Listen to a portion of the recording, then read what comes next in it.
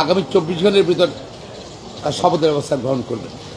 26 মের মধ্যে লুকাস স্ট্যান্ডি নিয়ে কি বলেছে?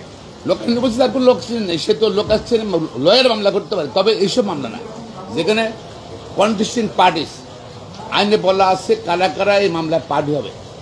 এটা সিভিল কেসে কিন্তু আমরা অনেকগুলো পার্টি করতে পারি, কিন্তু এখানে কিন্তু শুধু প্রতিদ্বন্দ্বী প্রার্থীরা পার্টি হবে, আর কেউ পার্টি হবে না।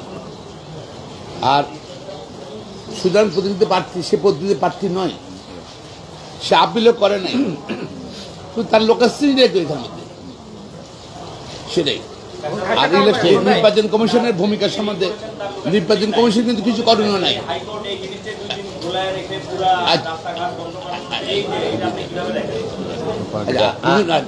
নির্বাচন কমিশন কিন্তু গতকাল স্ট্যান্ড করে বলেছে তারা আদালতের নির্দেশ পেলে স্বাধীনতার পরে যতগুলো রায় পেয়েছে সবগুলো তারা কার্যকর করেছে।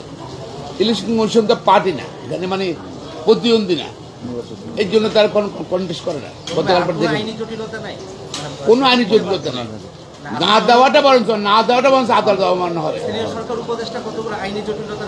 ওটা বলেছি স্থানীয় সরকার মন্ত্রণালয় থেকে পিআর বোধহয় বলছে যে একটা মামলা হাইকোর্টে একটা মামলা বিচারাধীন আছে, এটার জন্য আমরা অপেক্ষা করছি, শেষ হয়ে গেছে। সুতরাং তার আর কোনো জটিলতা নেই, কোনো কিছু নেই, মানগত বাধা নেই। আশা করি ইনশাআল্লাহ আর লুকাস স্ট্যান্ডিং নাই সেটা তো অনেকটা আগে থেকেই পরিষ্কার, তারাও জানতো, কিন্তু তারপরে এই রিটটি করা হয়েছিল, আজকে রিজেক্ট করলেন।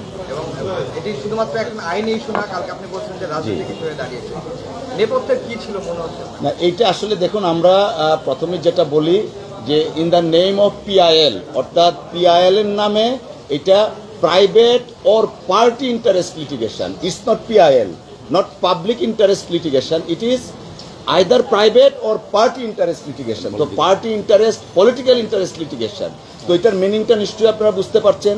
আমরা যদি গত কয়েকদিনের ধারাবাহিকতা দেখি, এই স্থানীয় সরকার মন্ত্রণালয়ের উপদেষ্টা লয়ার নোটিশ ইস্যু করা হয়েছে, কোর্টে মামলা পেন্ডিং, যে কারণে শপথ নিতে দিচ্ছেন না। তো আজকে এটা প্রমাণিত হয়েছে যে আইনি প্রক্রিয়া ইশরাক সাহেবকে মেয়র হিসাবে শপথ নিতে এই সংশ্লিষ্ট মন্ত্রণালয়ের আর কোনো বাধা থাকলো না। যদি তারা আজকের পরে শপথ নিতে বাধা প্রদান করে, আদালত অবমাননার শামিল হবে।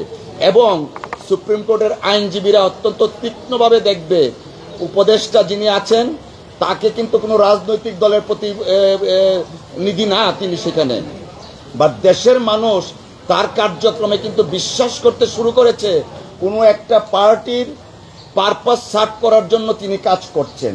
দেশের মানুষ সেইটাও বুঝতেছে যে কোনো গোষ্ঠী, পার্টি, পলিটিক্যাল পার্টির পারপাসটা সার্ভ করছেন। আমরা আহ্বান জানাবো এই দেশের বর্তমান অবস্থার প্রেক্ষিতে আইনের শাসন প্রতিষ্ঠার লক্ষ্যে সর্বোচ্চ আদালত যে নির্দেশনা দিয়েছেন সেই নির্দেশনার আলোকে যেন মন্ত্রণালয় কার্যকরী পদক্ষেপ অনতিবিলম্বে নেন। যদি না নেন, জি, তার সমর্থকরা গত কয়েকদিন ধরে আন্দোলন করছে, এখন রিট যেহেতু খারিজ হয়ে গেল, ওনারা এখন সমর্থকদের নিয়ে ফিরে যাবেন কিনা? দেখুন, আমরা এখানে আইনজীবী হিসাবে ছিলাম as officer of the court. As officer of the court আমরা প্রপার অ্যাডজুডিকেশনের জন্য আমরা এখানে আইনজীবী হিসেবে ছিলাম। আর রাস্তার মধ্যে যে রেফারেন্সটা দিয়েছেন, নিশ্চয়ই সেটা আপনাদের প্রপার ফোরাম আছে, সেখানে এই বিষয়ে কথা বলবেন। আমরা এজ এ লয়ার, আমরা একটা বিষয় দেখলাম যে আপনারা কোর্ট প্রথমে একটা উদ্বেগ প্রকাশ করেছে, কে একজন স্ল্যাং ইউজ করেছে, কোর্ট সতর্ক করেছেন, কি বলতে চেয়েছেন কোর্ট?